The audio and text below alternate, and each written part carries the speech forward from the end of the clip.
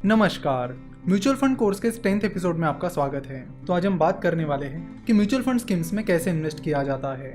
Mutual fund scheme में invest करते वक्त आपसे एक सवाल पूछा जाता है कि आपको रेगुलर प्लान में इन्वेस्ट करना है या फिर डायरेक्ट प्लान में। और जैसे कि हमने पहले ही देखा है कि रेगुलर प्लान का एक्सपेंस रेशो काफी ज्यादा होता है, वही डायरेक्ट प्लान का एक्सपेंस रेशो कम होता है। सो अगर आप किसी एजेंट के जरिए म्यूचुअल फंड में इन्वेस्ट कर रहे हो तो वो रेगुलर प्लान के जरिए इन्वेस्टमेंट होगी, जहां पर आपको कमीशन ज्यादा लगेगी, यानी एक्सपेंस रेशो आपको ज्यादा लगेगा। वही जब आप खुद म्यूचुअल फंड स्कीम चुनते हो तो आपको म्यूचुअल फंड का डायरेक्ट प्लान चुनना चाहिए, जिसमें आपको कमीशन कम लगेगी और आपका पैसा बचेगा। जैसे कि आप यहाँ पर देख सकते हो, SBI ब्लू चिप फंड के डायरेक्ट प्लान का एक्सपेंस रेशो 1.10% है, वही SBI ब्लू चिप फंड के रेगुलर प्लान का एक्सपेंस रेशो 2% है, यानी लगभग डबल है। तो अगर आप डायरेक्ट प्लान के जरिए इन्वेस्टमेंट करोगे तो आपका ये कमीशन बच जाएगा।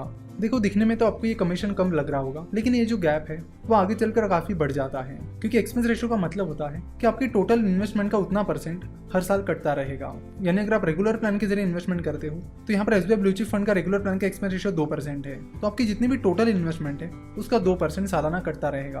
वही डायरेक्ट प्लान में आपकी टोटल इन्वेस्टमेंट का बस 1.10% कटता रहेगा। तो बात यही है कि दिखने में ये डिफरेंस काफी कम लग रहा है, लेकिन आगे चलकर जब आप लॉन्ग टर्म के लिए इन्वेस्ट करते हो तब आपको इससे काफी बड़ा लॉस होने लगता है। तो ये चीज आप जरूर ध्यान में रखिए। अब अगर आपको डायरेक्ट प्लान के जरिए इन्वेस्ट करना है तो कौन कौन से ऑप्शंस आपके पास है। तो सबसे पहला ऑप्शन है उस म्यूचुअल फंड की वेबसाइट पे जाकर उस म्यूचुअल फंड स्कीम में इन्वेस्ट करना। यानी अगर आप SBI ब्लू चिप फंड में इन्वेस्ट करना चाहते हो तो आपको SBI म्यूचुअल फंड की वेबसाइट पर जाना होगा। तो SBI म्यूचुअल फंड की वेबसाइट का नाम है sbimf.com।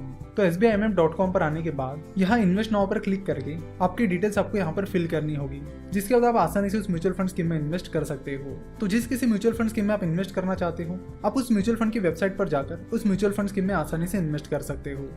बट इस चीज का मेन डिसएडवांटेज ये है कि मान लीजिए आपको 4 अलग अलग म्यूचुअल फंड स्कीम में इन्वेस्ट करना है और ये चारों भी म्यूचुअल फंड स्कीम अलग अलग म्यूचुअल फंड कंपनीज की है, तो फिर क्या? तो आपको हर वेबसाइट पर जाकर डिटेल फिल करनी होगी और फिर इन्वेस्ट करना होगा। अगर आपके पास ये सब करने के लिए टाइम है तो अच्छी बात है, अगर नहीं है तो उसके लिए कई सारे ऐप्स हैं जिनके जरिए आप आसानी से अलग अलग म्यूचुअल फंड स्कीम्स में इन्वेस्ट कर सकते हो। तो म्यूचुअल फंड के डायरेक्ट प्लान्स में आप ग्रो, पेटीएम मनी, कुबेरा एटसेट्रा इन ऐप्स के जरिए भी इन्वेस्टमेंट कर सकते हो। इन ऐप्स की अलग अलग म्यूचुअल फंड्स के साथ पार्टनरशिप है, तो अगर आप अलग अलग म्यूचुअल फंड स्कीम्स में भी इन्वेस्ट करना चाहते हो तो आप एक ही जगह पर वो सारे इन्वेस्टमेंट कर सकते हो। अब सवाल ये आता है कि इनमें से सबसे बढ़िया ऐप कौन सा है। तो जहाँ तक अच्छे यूजर एक्सपीरियंस की बात है तो ग्रो का यूजर इंटरफेस काफी अच्छा है। तो वैसे ग्रो, पेटीएम मनी और कुबेरा तीनों भी ऐप अच्छे हैं, पर अगर यूजर इंटरफेस एंड डिटेल्स की बात की जाए तो ग्रो में आपको म्यूचुअल फंड स्कीम के ज्यादा डिटेल्स और इन्फॉर्मेशन आपको मिल जाएगी। इन सारे ऐप्स की लिंक हमने नीचे डिस्क्रिप्शन में डाल रखी है, तो आप वहां से भी इन ऐप्स को इंस्टॉल कर सकते हो। अब सवाल ये भी आता है कि क्या ग्रो, पेटीएम मनी, कुबेरा ये ऐप सेफ है। तो आपको बता दूं, तो जो भी म्यूचुअल फंड स्कीम के यूनिट आप खरीदते हो वो यूनिट्स आपको आपके नाम पर मिलते हैं, और ग्रो, पेटीएम मनी, कुबेरा ये बस प्लेटफॉर्म्स है जिनके जरिए आप वो इन्वेस्टमेंट कर रहे हो। अल्टीमेटली वो यूनिट्स आपको आपके ही नाम पर मिलते हैं। तो अगर कल जाकर ग्रो या पेटीएम मनी बंद भी हो जाए तो उससे आपको दिक्कत नहीं होगी, आप आसानी से उस म्यूचुअल फंड कंपनी से कांटेक्ट करके अपनी यूनिट्स रिडीम कर सकते हो। देन सवाल ये भी आता है कि जो इन्वेस्टमेंट हम कर रहे हैं वो SIP होनी चाहिए या लमसम। SIP का मतलब होता है सिस्टमैटिक इन्वेस्टमेंट प्लान, जो कि आप मंथली बेसिस पर या क्वार्टरली बेसिस पर कर सकते हो। तो मंथली SIP काफी अच्छा ऑप्शन है, जिसमें अगर आप हर महीने म्यूचुअल फंड स्कीम में इन्वेस्ट करते हो तो उस पूरे साल में आपको जो यूनिट्स मिलेंगे वो एवरेज प्राइस पर मिल जाएंगे।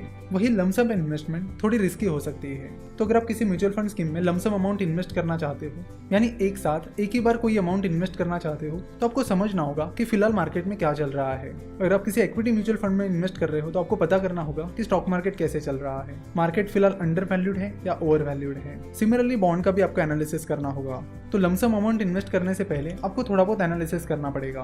वही SIP में आप डायरेक्टली इन्वेस्टमेंट शुरू कर सकते हो, क्योंकि इसमें आपकी प्राइस एवरेज आउट हो जाती है, क्योंकि आप इसमें हर महीने एक फिक्स अमाउंट लगातार इन्वेस्ट करते रहते हो। तो आज हमने बात की कि म्यूचुअल फंड में कैसे इन्वेस्ट करते हैं। आशा करता हूं कि आपको म्यूचुअल फंड इन्वेस्टमेंट से जो भी क्वेरीज थी वो सॉल्व हो गई होगी। हमसे जुड़े रहने के लिए आप हमें फेसबुक, ट्विटर और इंस्टाग्राम पर फॉलो कर सकते हो। हमसे जुड़े रहने के लिए आपका बहुत बहुत धन्यवाद।